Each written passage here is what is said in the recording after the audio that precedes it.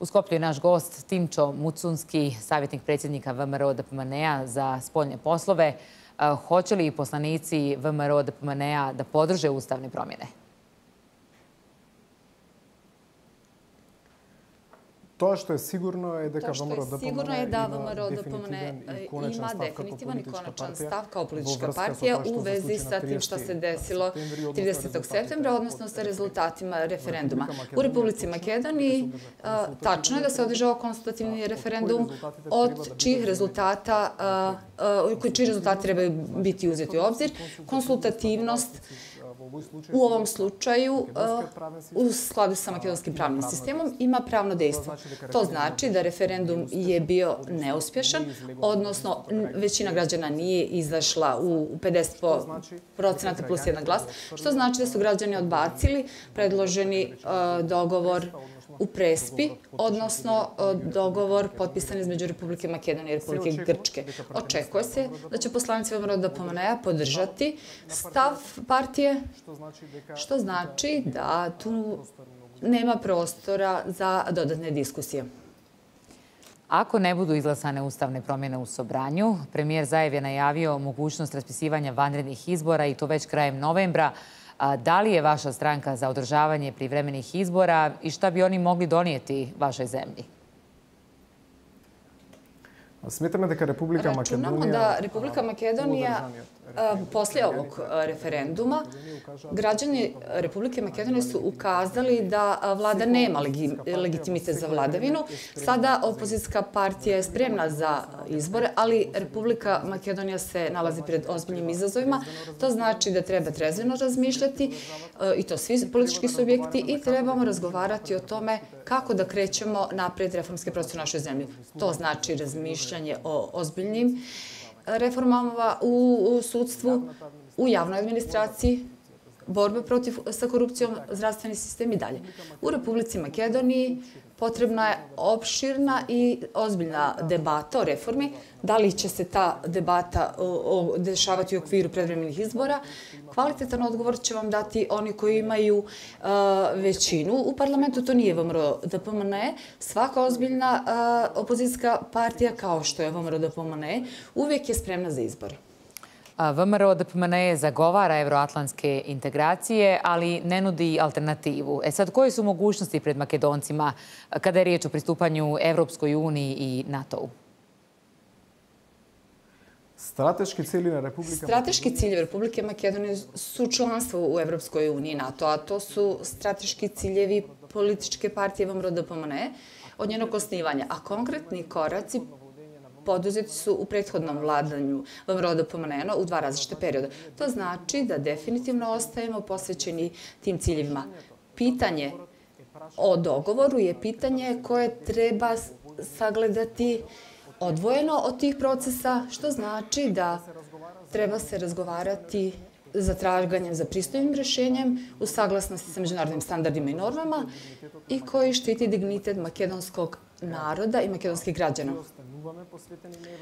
Posvećeni smo i dalje evroatlantskim integracijama i nema drugog kursa i alternativu za Republiku Makedoniju.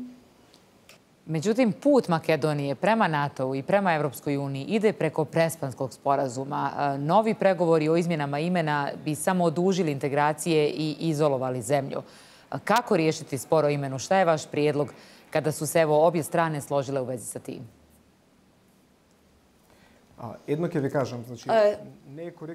Nije korektno u politici uspostavljati apsolutne ili apokaliptične stavove.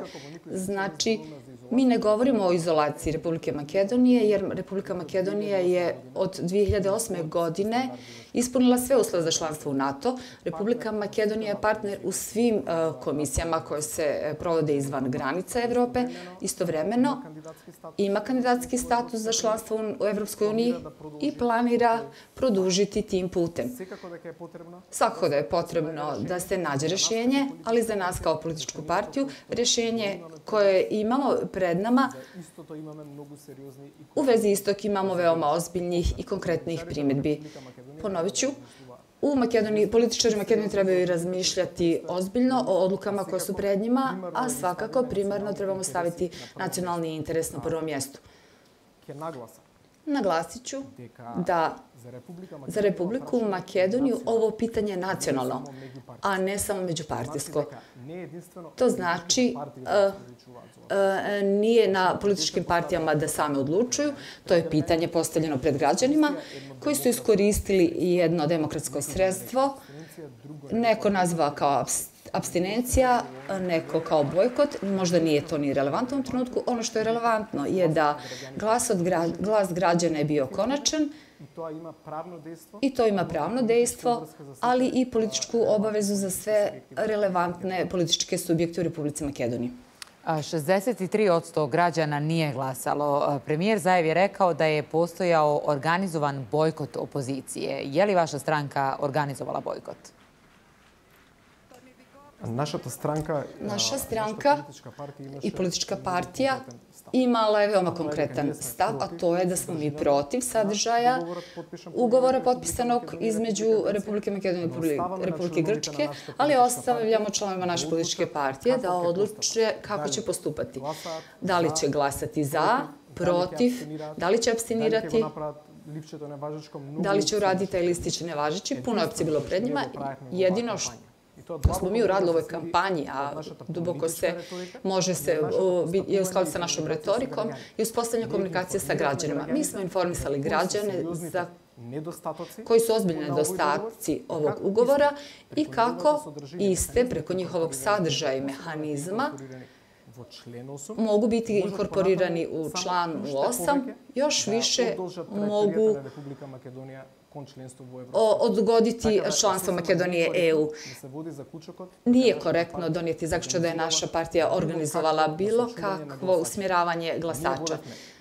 Vodili smo informativnu kampanju koja je bila preko medija, preko kontakta sa građanima na terenu, ali ta kampanja je bila bazirana na sadržaju dogovora i omogućili smo građanima preko informacija koje dobijaju sami da odluče šta će uraditi, jer ponovit ću, nismo računali da je ovo kampanja gdje trebamo da se obračunavaju dva politička rivala ili dvije političke partije na osnovu programa koje na parlamentarnim izborima. Imali smo nacionalno pitanje za koje su građani morali mudro i ozbiljno da razmisle.